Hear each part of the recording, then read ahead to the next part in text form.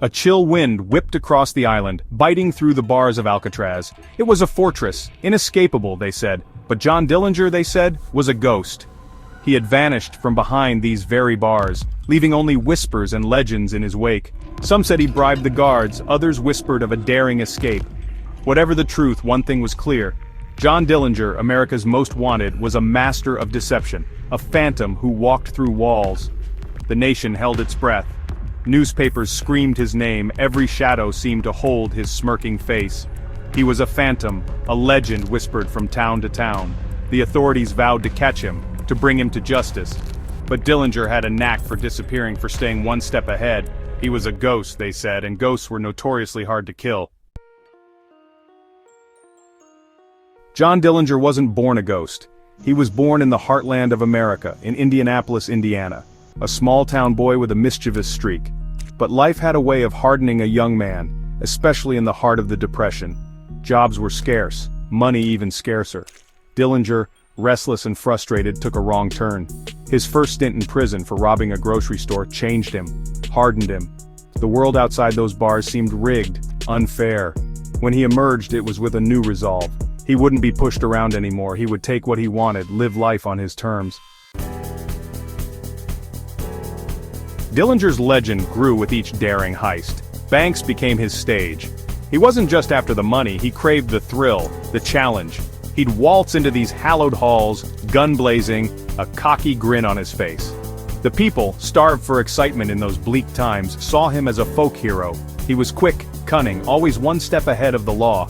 He'd vanish into thin air, leaving frustrated lawmen in his wake. It was as if he mocked them, dared them to catch him. With every daring escape, his legend grew. He was public enemy number one, but to some, he was a symbol of defiance, a thumb in the eye of the system. J. Edgar Hoover, the ambitious young director of the newly formed FBI, saw in Dillinger a chance for his agency to prove its worth. Dillinger wasn't just a criminal, he was a national embarrassment, a challenge to the very fabric of law and order. Hoover vowed to bring him down, to make him an example. The manhunt intensified. Agents fanned out across the country, following every lead, every whisper. Dillinger, always a step ahead, continued his spree, his daring escapes becoming more audacious, more brazen. It was a game of cat and mouse played out on a national stage, and the stakes, both sides knew, were higher than ever. Section 5, Dillinger's sweetheart and her betrayal. Even outlaws have hearts. Anna Sage, a Romanian immigrant known as the Lady in Red, became Dillinger's lover. She was drawn to his charisma, his dangerous charm. But their love story was doomed from the start.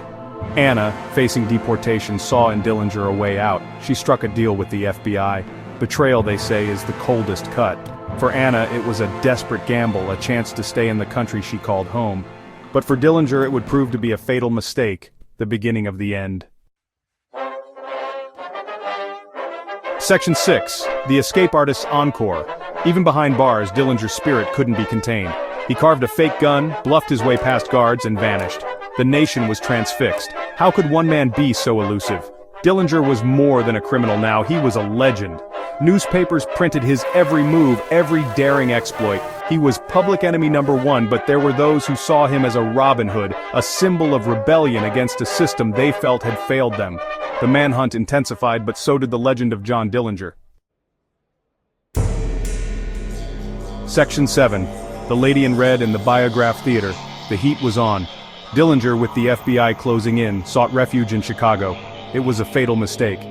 Anna Sage, dressed in red, accompanied him to the Biograph Theater. The trap was set. As the credits rolled on the gangster film, federal agents moved in. Shots rang out, shattering the night. Dillinger, betrayed by the woman he loved, lay dead on the pavement. Section 8, the legacy of John Dillinger. John Dillinger's death was the end of an era. He became a cautionary tale, a symbol of the futility of crime. But his legend lived on. He had captured the imagination of a nation, exposed the vulnerabilities of the system, and forced law enforcement to evolve. The FBI, through its pursuit of Dillinger, had transformed itself into a modern crime-fighting force. Dillinger's story, though tragic, served as a reminder of the allure and the danger of living life outside the law. Section 9. Dillinger in the public imagination. Even today, decades after his death, John Dillinger continues to fascinate. He is the subject of books, movies, and legends. Was he a ruthless killer or a folk hero? A product of his times or a master manipulator? The answer perhaps lies somewhere in between. Dillinger's story is a reminder that even in the darkest of times, the human spirit yearns for escape, for a glimmer of something extraordinary. And sometimes that yearning can lead us down dangerous paths into the heart of legend and into the arms of oblivion.